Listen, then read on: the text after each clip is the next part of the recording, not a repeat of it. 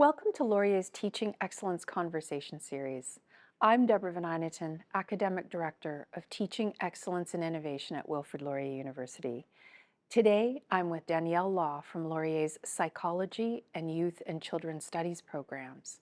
She received the 2023 Faculty Mentoring Award.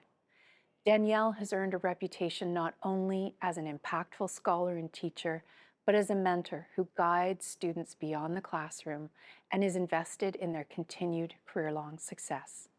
Danielle's students laud her as a caring and supportive research supervisor, and as founder and director of the Child and Adolescent Research and Education, or C.A.R.E Lab, her passion for students' personal and professional success shines through. As the C.A.R.E Lab has expanded, so has Danielle's impact on the lives of her students, who highlighted throughout her nomination package how her encouragement, diligence, and humanity have forever shaped their lives, and I'm so excited to talk with her today.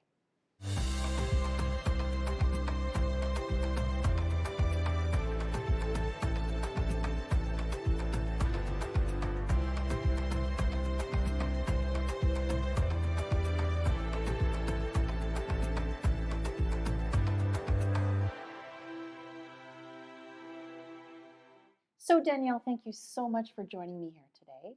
You are the Faculty Mentoring Award recipient, and mentoring is something that we as faculty, we do throughout our careers from day one, but it's something that we probably don't reflect on as much as we reflect on our teaching, right? So I want to talk a little bit about what drives your mentoring approach. And so I wonder if I could ask you to sort of start with that, sort of what guides you when you engage with your students?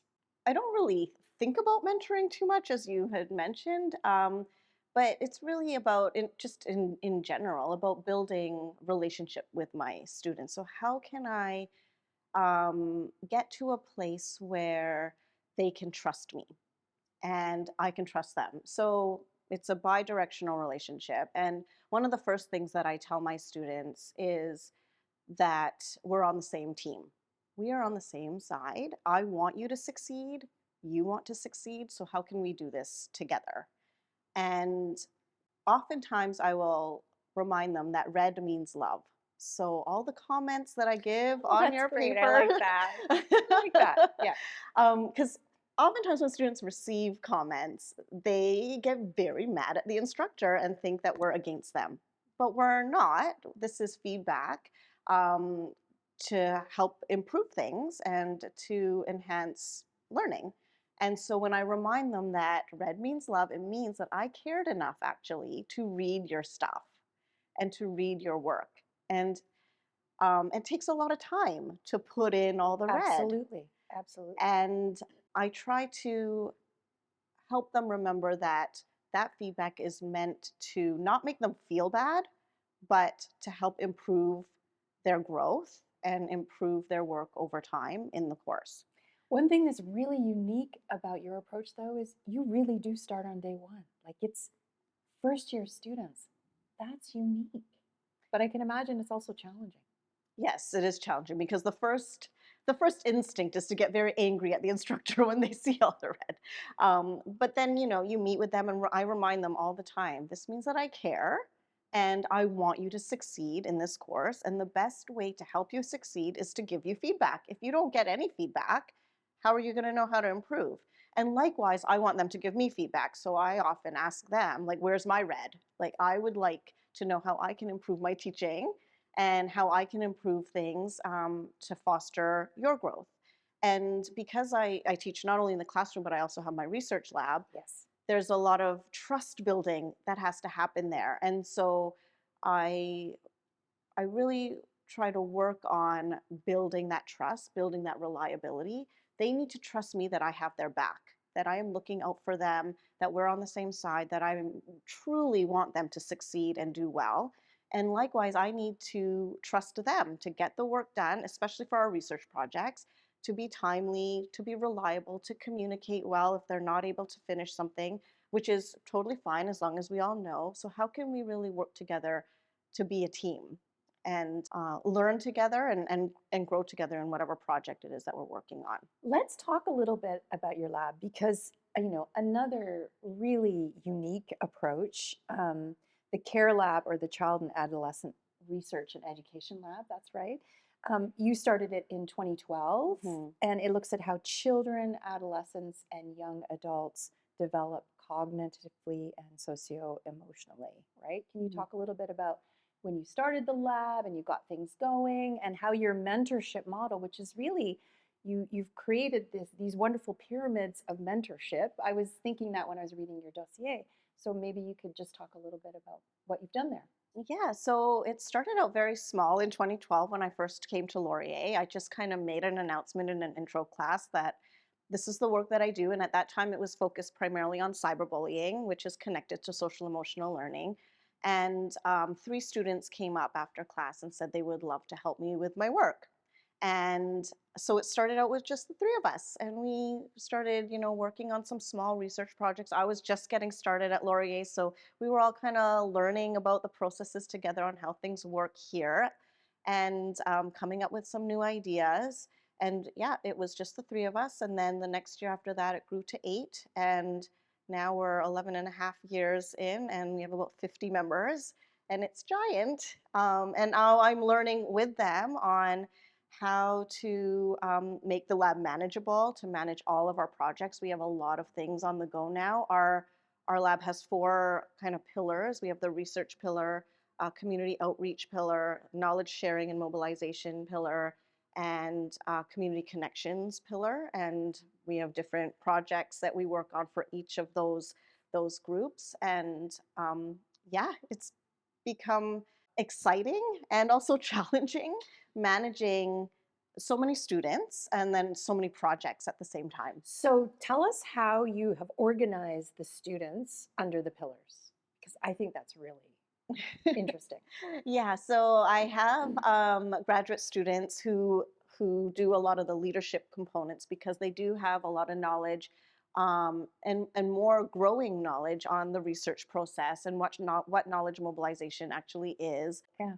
They lead some of that, and they lead the younger undergraduate students, and then the senior undergraduate students kind of mentor or lead the more junior students. And then we also have high school students who join us as well. How do So you recruit the high school students? oh, it's a challenge. Yeah. Yeah, it's a challenge, but fortunately colleagues have children and they come and help us out. And then I don't know, word on the street, I guess some students have just approached us and said, I'm interested in Like from local volunteering. high schools? Yeah. Oh, Yeah, so wonderful. so that Yeah. has been really nice. They mentor us. And so it's actually, even though mentorship looks like a top down, where there would be me and then my grad students and then, undergrad and high school, it also goes the other way around because the high school students, they know a lot about what resonates with their age group. And when it comes to developing surveys or asking interview questions, they help us know how to phrase things in a way that young people will understand better than the way we would typically want to do it. And they help us with our social media and how we can, Oh, and of course they would know they would so much know, better than we do yeah, how about to how to design it reach better. people. Yeah, Yeah. what's appealing and what's not Yeah. appealing. And we started a youth program called Youth Connect in conjunction with the city of Brantford, and they helped with designing the logo um, and our name, all of those things. Like, I thought I was in touch, but I am not. Every time I came up with an idea for a name or a logo, they would hands down say they hated it. But I gave it to them, and we're developing something really neat. And yeah, they have agency over that. So they're in that way, they're mentoring the older students and myself in sorting all of that out and working towards some of the other goals that we're working on. Can I follow up on that just for a minute? Because you're preparing students to mentor other students. Yeah.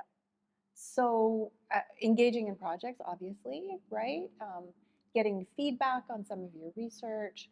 How else do you prepare students to mentor each other Yes, on go the job? forth. Go Yeah. forth. Go forth and mentor. Yeah, Yeah. go forth and mentor. Yeah. Well, Yeah. I tap into the different strengths of my students. So I get to know them over time.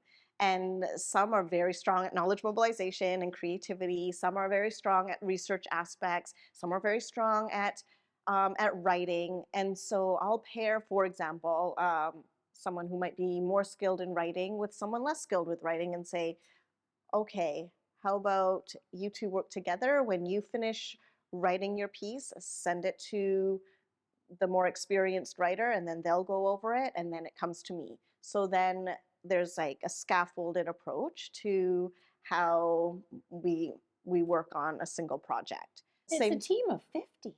This yes, must be incredibly a lot of work for you. yes. It's a lot of work. I am grateful that I have a lot of support. Like I mean, my team, they lead a lot of the things. And so there's a lot of meetings to make sure that we all know what's going on, that we're all on the same page with certain things. And they have some of my grad students have groups of students that they lead for different aspects of projects. And so, yeah, I just kind of oversee all of that. So I do have a grad student who helps with organizing data collection for one of our projects. And so she's got a team, and these are the people who are collecting data for this project. And Brilliant. then there's another one for this project and another one for that project. And then I have another grad student who helps with data analysis and data entry, because now we've got all this data, but we have to enter and analyze. So then they will lead another team of students to help with those kinds of things. And then I just kind of oversee all of that and just make sure we're all on track. And yeah. So some of the obviously lots of accomplishments. The social media stuff is really important. The Youth Connect site. Um, One of the things that really struck me in the dossier is that you also mentor the students to learn the best ways to do research. So real methodological training. You've got some doing data entry, Yeah. some that are, working on your surveys. So other accomplishments that you can think of? Yeah, there's a lot of training that happens. Yeah. So we do have a research retreat that, so I have one of my PhD students, she leads, two of them actually lead a research retreat where we give our students opportunity to get hands-on training with different methods so that they're prepared for when actual data collection has to happen, they know what to do. And And when so does they, that, is that annually or is it? yeah, Yeah, yeah, it's an annual thing. We do a lot of things annually because we have a new crop of students every of year. course. Yeah. So in the fall kind of thing? Like, Yeah, in the fall, it's yeah, like yeah, November-ish, but it varies depending on stress levels and what's going on. right, right. Yeah, but we try to aim for something like around that time. Yeah, so we have that research retreat, and then we also have a community connections conference that we run, and we had our first one last November, which was super exciting and a first time for all of us. So there was a lot of learning that went on, but it was quite successful. We had about 200 community partners and youth come and join us. Amazing. Yeah, it was a lot of fun. And And for the students to see the fruits of their labors, yeah, right? And to be able to interact with people in the community, because yeah. there's a very strong community focus for the lab. Yeah. Yes, we definitely work very closely with community partners. Our research is community based, and then we have the Community Connections Conference to help mobilize some of that knowledge and learn and gain questions from community partners on what are the real issues happening here in Brantford that could use some support. So we do a lot of program evaluation and helping with creating programming and supporting community partners with creating those programs. So yeah, the Community Connections Conference was to help de-silo a few things, just noticing that there was a lot of repetition among partners when we could really collaborate. So this was a time to bring everyone together. Let's see how we can work together. How can we connect better with Laurier, and what opportunities can we offer as an institution for the community, but also Wonderful. how can the community help our students and offer, whether placements or just different kind of supports that they might need in terms of volunteers and things like that. So that was a really fun project, and we're going to be having another one, our second one in October. With the same partners. Yeah, we're gonna just invite everyone, and whoever can come comes. Yeah. So then we're gonna actually run our first youth conference next year, because some of the youth were wondering why adults are the only ones who go to conferences. Why can't they go to a That's a really conference? good question. That's a really good question. So Yeah. like, that is such a great idea. Let's have a youth conference. How do we do How do that? we do that? So I have a team Yeah. who's planning the youth conference for Yeah. next spring. I can imagine they're excited about that. Yes. Yeah. Yeah, there's a lot of excitement over that. And then our youth program, we have a youth council who help with Youth Connect to they're kind of like our advisors on how to run this program and what's interesting for youth. And they oversee some of the programs. So we'll practice some of our programming on them and then they give us feedback on how to improve it. And they'll also be inviting their friends to come to this youth conference Yeah, and yeah. yeah, and That's so great. they'll be advising a bit on how that conference goes. This is an incredibly multifaceted, multi-layer approach to mentoring. So, did you have good mentors? I was reading the dossier thinking, well, you must have had really good mentors. Yeah, I mean, I have Did a lot you? of people who influenced my Yeah, life. yeah. Yeah, a lot of people, and like it's so hard to know who to call a mentor, and like I don't know how to label Yeah, it, yeah, but yeah. I have had a lot of really good people who have influenced me. So my graduate supervisor, Jennifer Shapka, I told her this from the very start. It's not that I wanted to be a professor when I grew up. I wanted to be a professor like her when I grew up. Oh, So she really shaped that's the highest form of flattery. Yeah. she really shaped the kind of researcher I wanted to be and also how I wanted to run my lab and also the kind of person I wanted to be as an academic. But then That's nice. also I I mean, I am highly influenced by my friends and my family. Like my parents and my husband, they've taught me so much about hard work and being there for other people when they need you and the importance of reliability and being honest if something is bothering you and communicating that. Like I think that's all really, really important.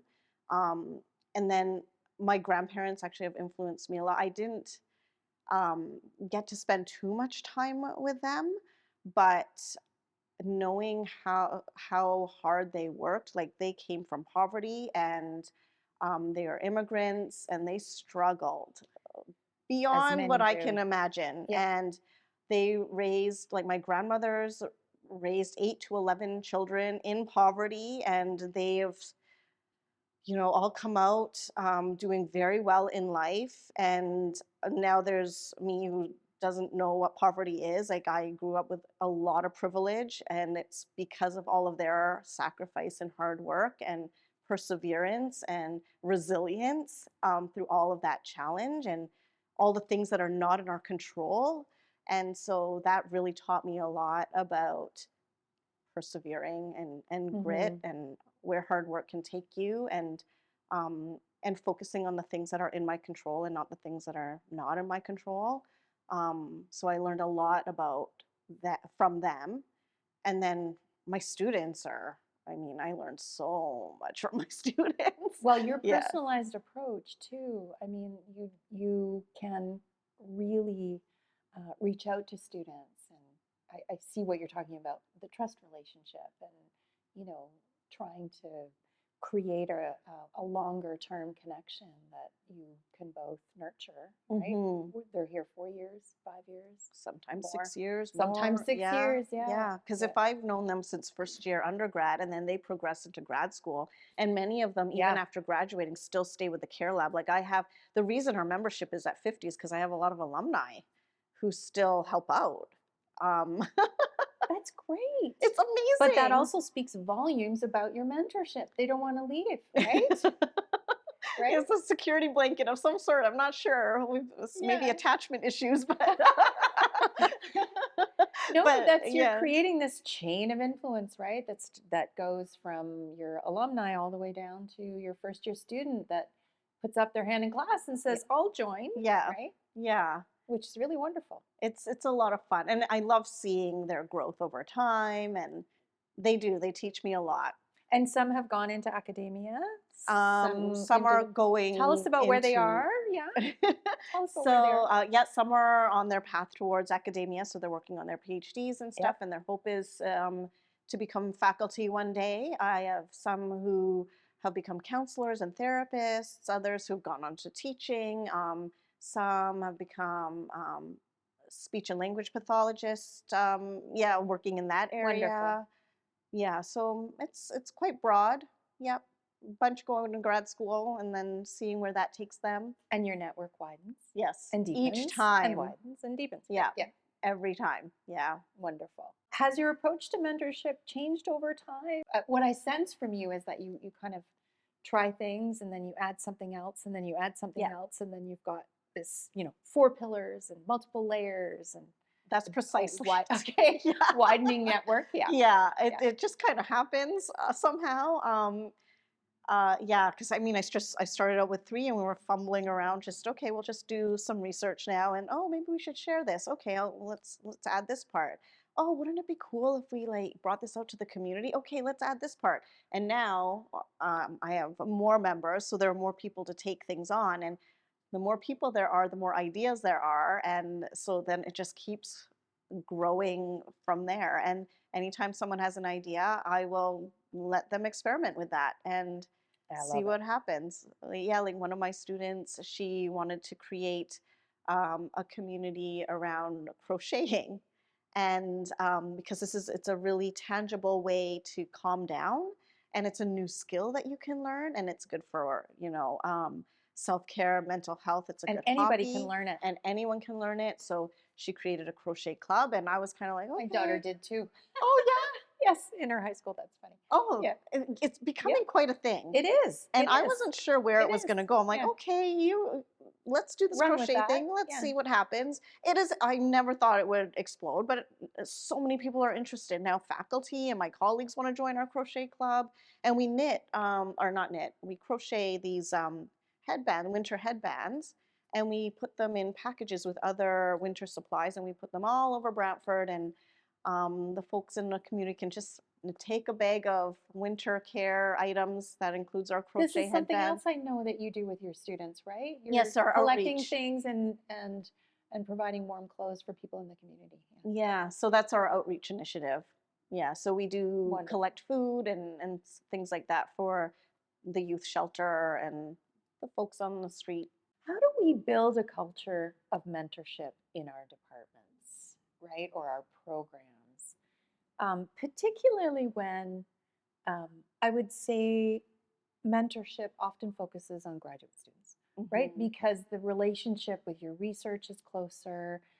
You work more closely in graduate programming than you often do in larger undergrad classes. Yep. But how do we create that culture that starts, as I said on day one with your first year student? How do we do that in our programs and departments? I mean, I share how I've been doing it, Yeah. and it's by no means the way, and I fumbled my way through it too. But I try and just get them involved. Yeah. And But you're getting them involved in your research. yes, Yeah. yeah. Like So that's really important. Yeah. yeah. So they join the lab in the fall. Usually, we have an intake in the fall. We have an intake in January for new incoming students, and they get oriented In the lab. within the C.A.R.E. lab in Yes. C.A.R.E. Yeah. And then through that, they join different teams depending on their interests and what their goals are. And the mentoring starts right away within their team. And they help with the social media posts, they help with the data collection, they help with coming up with different ideas. Usually, first years, they're not interested in research at all.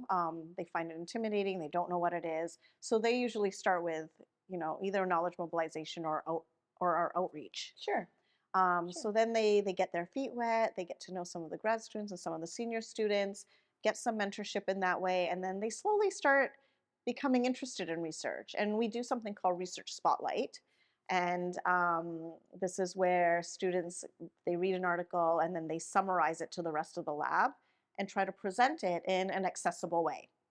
So this gives them practice on I guess relaying information and summarizing information, complicated information in lay Right. language, which Right. is challenging. It is. Absolutely. And so they're practicing doing that through Research Spotlight. And then our more junior students or students who are less interested in research, they get a taste of what it is.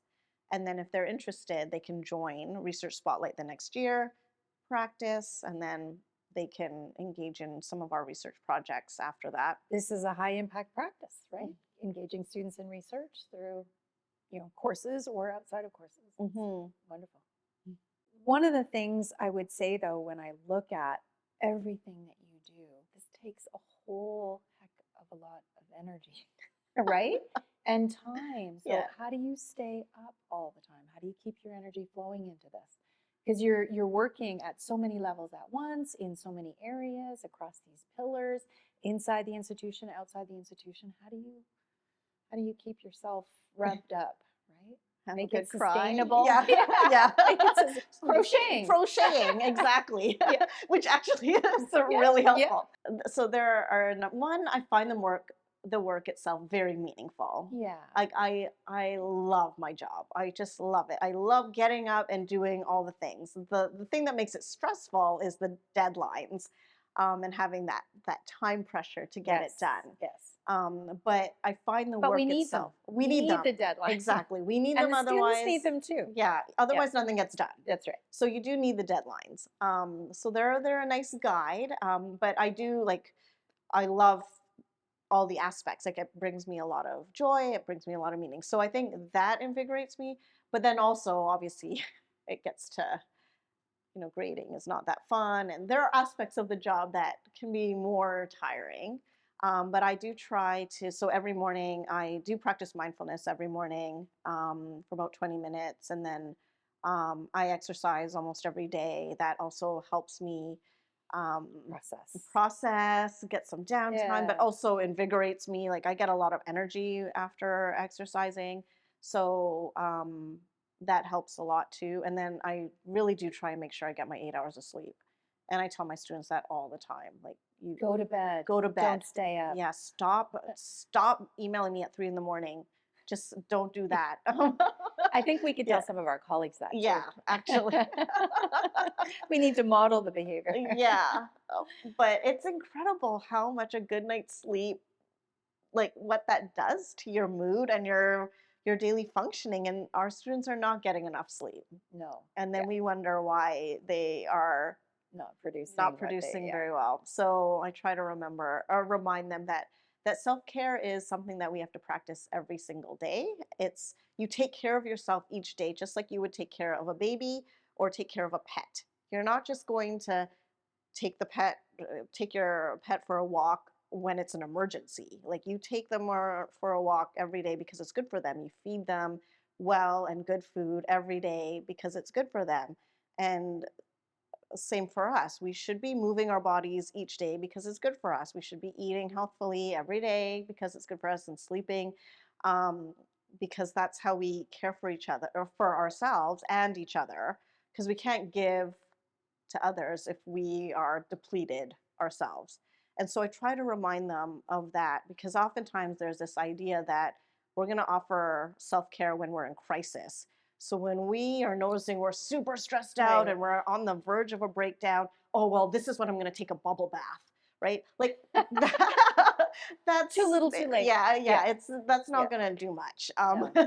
We have to start earlier, so that we prevent the crisis, and hopefully mitigate that before it becomes an emergency.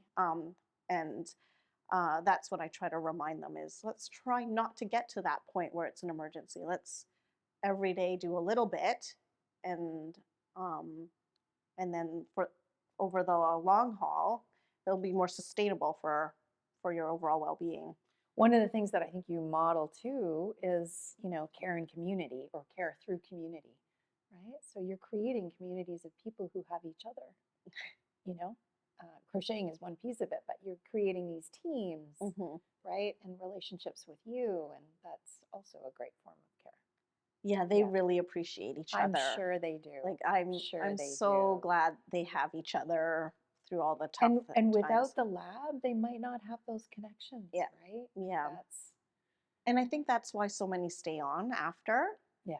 because they have a community to go to. They And don't if want to lose it. they don't want to lose it, they've made really good Course, yeah. friends over the years. Um, and then sometimes, I mean, you go off and do your job out in the workforce, and it's kind of lonely. There might Yeah. not be a very strong community there, but I mean, they have their friends with our lab, and it and they find purpose in that work too. So Yeah. yeah, I'm glad about that. It's funny because the way I first knew you was your commentary on cyberbullying on YouTube. Did I make a You commentary? did, yes. You've Oh. been interviewed about cyberbullying, and it was a project that I think my daughter was doing or something. Yeah. Oh, So okay. so on cyberbullying Yeah. and your research, cyber kindness as being the Oh, other end of the yeah. spectrum, I think, and socio-emotional learning. What have you seen in the CARE lab and your classroom teaching in terms of, you know, students returning post-pandemic? You know, do you see any trends? And I'm talking a little bit about your research here. And I Mm-hmm. would think the students in your lab would be really interested in Yeah. this, right? Are you seeing any trends, any differences post-pandemic in terms of the cyberbullying versus cyber kindness? What's going on among students, their connection, learning with each other? Yeah, lots of things. I guess naturally after the pandemic, most of us have struggled with anxiety, Yeah. and so I do. The pandemic was just something that was not in our control, and that elicited a lot of anxious feelings. And so coming out and coming back, Unprecedented upheaval. yeah, Yeah. they are, or at least they seem a lot more anxious now, and this feeling of falling behind. Because I think, I mean, the pandemic did put a pause on a lot of things, and now they're trying to, Absolutely. they feel like they need to catch up. And so there's a lot of this feeling, oh no, I'm going to be behind, I'm going to be behind. And I think we all kind of had that feeling before. We always felt like we had to be on a certain trajectory, but I'm sensing more anxiety around staying on track than I did before. And so, Not even really knowing what the track is. It's exactly, that feeling that, that yeah, feeling like, oh, I'm not where I'm I'm supposed to not where be. I'm supposed to be. Yeah. And so there's a lot of those kinds of feelings that I'm noticing in students. Um, What about the ability to connect, right? That, reach out, have a conversation with somebody, look them in the eye, it's a right? little bit different now. Yeah. Yeah. So when the pandemic first ended, there was a lot more apprehension of, they didn't want to be in small groups, they were nervous about being in small groups, and I do a lot of small group discussion. I just think learning happens a lot through conversation with other people and And that's key tossing to around your ideas. own pedagogy. Yes. Yes. And so I would put them in groups and they'd be so nervous, like they didn't want to do that. And I think it was because during the pandemic, when we put them in breakout rooms, everyone just had their cameras off, and it was so different. And so coming back to class and having to do that created a lot of anxiety. But now that we're a couple of years out of it, I am noticing, and I actually surveyed all our YC students and asked them what would they prefer, and they said, the vast majority of them said they prefer in person. So they do want to come back. They miss connection. They want to meet new people. Like they're ready now to meet new people, to do new things, and they realize that in person also helps them to stay accountable with their work. So they do treasure that. At the same time, they also said they like online because it offers the flexibility of not having to come in, especially if you commute or you have other family obligations and things like that. So, Which certainly applies to an increasing number of our students, right? yes, We call because them more the and more, non-traditional students. yes, But those are the majority now, yeah, right? yeah, and especially here Yeah, at Brantford, campus. it's Yeah. more Yeah. they're commuting in. So finding a nice balance between um, in-person teaching and online, or even synchronous online. So would be, they prefer that over asynchronous, it sounds like. And any changes in terms of how people are treating each other online? uh, In your research, I know a little bit of, how yeah, people act in digital spaces is different than how they act, like they you and I sitting here. yeah, so it's interesting because it's all comes down to relationships, and online is basically an extension of how we are offline. And so if we have a lot of angst, anxiety, anger, jealousy, whatever it might be, we don't only have it online. We also have it offline, but online is a easy way to let it all out. And so a lot of the work that I've been working on now is on cultivating healthy relationships with ourselves as well as others. So the social It's all emotional that. piece Yeah. of emotion regulation, which is connected to behavioral regulation. Like, why am I feeling this way? Why do I feel like I need to lash out right now, online or offline? Doesn't matter. Why do I have this need or this feeling that I need to lash out? A lot of our program is okay. Let's examine those feelings. Like they're totally valid, but you have a choice. You don't need to act aggressively based on that feeling. You can choose another way to address the problem. And so it's teaching kids and adults how to do that a bit better. Yeah, but in terms of cyberbullying itself, the numbers haven't actually increased post pandemic. It's Um, about the same. it's about the same, Interesting. and it's because of struggles with communicating our needs in a non aggressive way. And are your students doing some research on some of this, or is this apart from the CARE lab? Or So the cyberbullying stuff, I'm slowly kind of moving away from that because I'm realizing it's more about relationships. right? And Yes. so, and cyberbullying is part of it, but the root is actually relationship with self.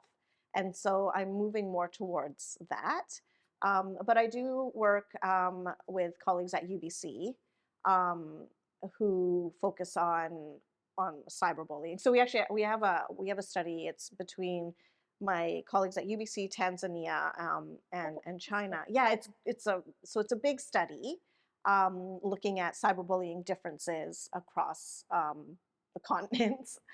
Basically, at the end of the day, it all boils down to how connected you feel with other people and feelings of belonging. And so I'm like, that is what we need to focus on: is how do we But that's what cultivate? you do focus on, right? Yeah, In your classes, in your lab. yeah. Yeah. So that's what's become my primary area now is how do we cultivate that better? So then what's on the horizon for your teaching, for your mentoring, for future planning, like anything new, expanded? I'm kind of going with the flow Yeah. and just letting things come our way. Like we're working with the YMCA, Burlington, Brantford, and Hamilton. And so we're doing a large scale study with them, and that's offering a lot of opportunity for For myself and my students, students. right. Yeah, And what is that project on, if I so might we're ask? yeah we're evaluating I find it all interesting. we're evaluating a few of their youth and emerging adulthood program. Oh, and young children. So from ages 6 all the way to 29. There are a Oh, host of wow. different, yeah, there are about 6 different programs that we're helping to evaluate. So it's big and it's a lot of fun. We're learning so much through this study. And it's a great opportunity for my students. And that just kind of came Applied experiential learning. Yeah. exactly. Yeah. Yeah, and what the research process is really like, Yeah. and all the challenges of what it's like to collect data with in the community. There's a lot of challenges, and it's hard to collect data and find participants. So navigating that with them and helping them to see that process, and then it offers them opportunity to learn about different forms of data collection and analysis and all of that. Um, so that's one big project that we're working on, and then I have another a few with um, the Brantford Police and the Boys and Girls Club, and I'm working closely with the City of Brantford. So all of these just kind of come to me and come to the lab, and we assess whether it aligns with our vision and our interests, and then decide whether to take it or not. And then I mean, the lab is largely student led. So if they have ideas, bring Bring them them in. forward Yeah. and we'll see what happens. Yeah. So, like, one of my students wanted to start a branch for students with autism. And how can we communicate um, and learn more about making things a little bit more accessible for those with autism? And so now we've got a little group working on autism things, and so that's really interesting and fun because I'm learning so much. I don't know very much about autism at all, and so now we're kind of diving into that and seeing where that goes, and meeting new people. Like now I'm meeting new colleagues who do research on autism so that I can support this stream, Yeah. and that's really good too. Well, Yeah. we look forward to hearing about all of these initiatives. Thank you so much for joining me here today. It's my pleasure. Thank you so much. My thanks to Danielle Law for joining me today, and I hope you will join me for more conversations that celebrate exceptional teaching practices, explore diverse teaching philosophies, and discuss the future of higher education teaching and learning.